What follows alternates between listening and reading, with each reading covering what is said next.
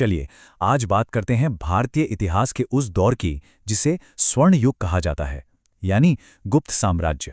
आखिर क्या था ऐसा खास इस दौर में जो आज भी हमें इतना आकर्षित करता है? तो ये स्वर्ण युग, इसका मतलब क्या है? क्या ये सिर्फ एक अच्छा सा नाम है? नहीं, बिल्कुल नहीं। इसके पीछे छिपी है शांति, समृद्धि और एक कमाल की सांस्कृतिक तरक्की। तो सवाल ये है कि गुप्त साम्राज्य ने ये खिताब आखिर हासिल कैसे किया? देखिए, किसी भी बड़ी इमारत की तरह एक महान साम्राज्य की असली ताकत भी उसकी नींव में होती है। तो ये समझने के लिए कि गुप्त साम्राज्य इतना फला फूला कैसे, हमें इसके शुरुआती दिनों में चलना होगा और उन शासकों को देखना होगा जिन्होंने इसकी बुनियाद रखी। तो शुरुआत होती है श्री गुप्त और उनके बेटे घटोत्कच से। इन्होंने ही गुप्त वंश की नींव रखी थी। हाँ, उस वक्त इनके पास महाराजाधिराज जैसे बड़े बड़े टाइटल्स तो नहीं थे, लेकिन इन्होंने ही वो स्टेज तैयार किया जिस पर आगे चलकर एक विशाल साम्राज्य खड़ा होने वाला था। अब ये देखिए, महाराज से महाराजाधिराज तक का सफर, ये सिर्फ शब्दों का खेल नहीं था, ये एक बहुत बड़े बदलाव का संकेत था। एक छोटे से राजा से राजाओं के राजा बनने का सफर, मतलब अब इरादे बहुत बड़े हो चुके थे। फिर आते हैं समुद्रगुप्त। इन्हें भारत का नेपोलियन भी कहा गया, और ऐसा सिर्फ इसलिए नहीं कि वो एक महान विजेता थे, नहीं, वो एक जबरदस्त स्ट्रैटेजिस्ट और चतुर डिप्लोमैट भी थे। उन्होंने जीत और संध्या दोनों का इस्तेमाल करके अपने साम्राज्य को एक साथ जोड़ा। तो उनकी जीत का मतलब सिर्फ जमीन जीतना नहीं था, असल मकसद था भारत के एक बहुत बड़े हिस्से को एक झंडे के नीचे लाना। और इसका सबसे बड़ा सबूत वो है प्रयाग प्रशस्ति।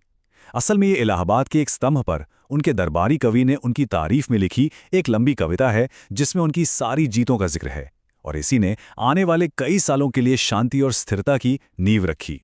तो नींव तो मजबूत बन गई। अब देखते हैं कि ये साम्राज्य अपने शिखर पर, अपनी बुलंदी पर कैसा था।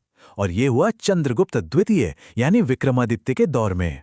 चंद्रगुप्त द्वितीय ने जब शक राजाओं को हराया तो ये सिर्फ एक मिलिट्री विक्ट्री नहीं थी, ये एक तरह से एक कल्चरल माइलस्टोन था। इसने ट्रेड रूट्स को सेव किया और उज्जैन के लिए रास्ता खोल दिया कि वो ज्ञान, विज्ञान और कला का एक चमकता हुआ नया सेंटर बन सके। और सबसे दिलचस्प बात यह है कि हमारे पास कोई सुनी सुनाई कहानी नहीं, बल्कि एक आई विटनेस अकाउंट है। चीन के एक यात्री थे फाहियान, जो उस दौर में भारत आए थे। उन्होंने लिखा है कि लोग खुशहाल थे और राजा का शासन न्याय से भरा था, जहां बड़े अपराध ना के बराबर थे। ये उस दौर की शांति और खुशहाली का कितना बड़ा सबूत है ना? अब जब देश में शांति हो और लोग खुशहाल हों, तो क्या होता है? ये सिर्फ पैसे की बात नहीं है।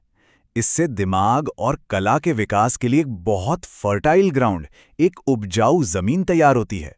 और गुप्त काल में यही हुआ। साइंस, लिटरेचर और आर्ट में मानो एक विस्फोट सा हो गया। और इस दौर की शायद दुनिया को सबसे बड़ी देन वो है शून्य, यानी जीरो का कॉन्सेप्ट। ये सिर्फ मैथ्स की एक खोज नहीं है। सोचिए, ये आज की पूरी मॉडर्न दुनिया की बुनियाद है। हमारे कंप्यूटर से लेकर स्पेस साइंस तक सब कुछ जीरो पर ही तो टिका है।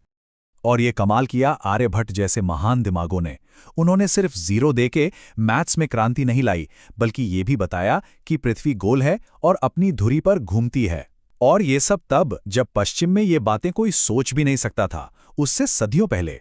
अब बात करते हैं साहित्य की। कालिदास जैसे कवियों ने अभिज्ञान शाकुंतलम और मेघदूत जैसे नाटक और कविताएं लिखीं जो आज भी अमर हैं। ये सिर्फ कहानियां नहीं हैं, ये इंसानी भावनाओं की इतनी गहरी समझ देती हैं कि आज भी दुनिया भर में लोगों के दिलों को छू जाती हैं।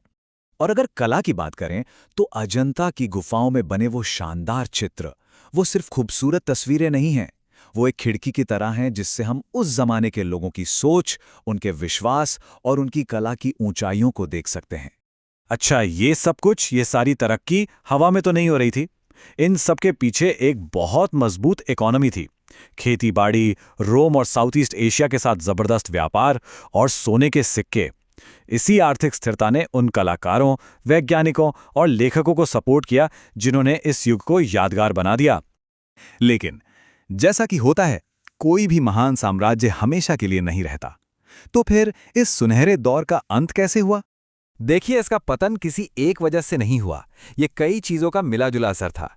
एक तरफ बाहर से हूणों के लगातार हमले हो रहे थे, दूसरी तरफ बाद के राजा उतने काबिल नहीं रहे, और अंदर ही अंदर आर्थिक संकट भी गहरा रहा था। साथ ही जिसे सामंतवाद कहते हैं, मतलब छोटे छोटे स्थानीय शासक ताकतवर होने लगे और सेंट्रल पावर कमजोर पड़ गई और साम्राज्य धीरे धीरे बिखर गया। तो आखिर में गुप्त साम्राज्य को स्वर्ण युग क्यों कहते हैं? सिर्फ सोने चांदी की वजह से नहीं, बल्कि इसलिए कि उस दौर ने एक ऐसा माहौल बनाया जिसमें इंसानी दिमाग अपनी बुलंदियों को छू सका। ये इस बात की एक जबरदस्त मिसाल है कि जब देश में शांति और स्थिरता होती है तो कल्चर और ज्ञान अपने आप फलते फूलते हैं। तो गुप्त साम्राज्य की ये कहानी हमें एक बड़े सवाल पर लाकर छोड़ देती है। आज की दुनिया में एक नया स्वर्ण युग बनाने के लिए हम उस दौर से क्या सबक ले सकते हैं?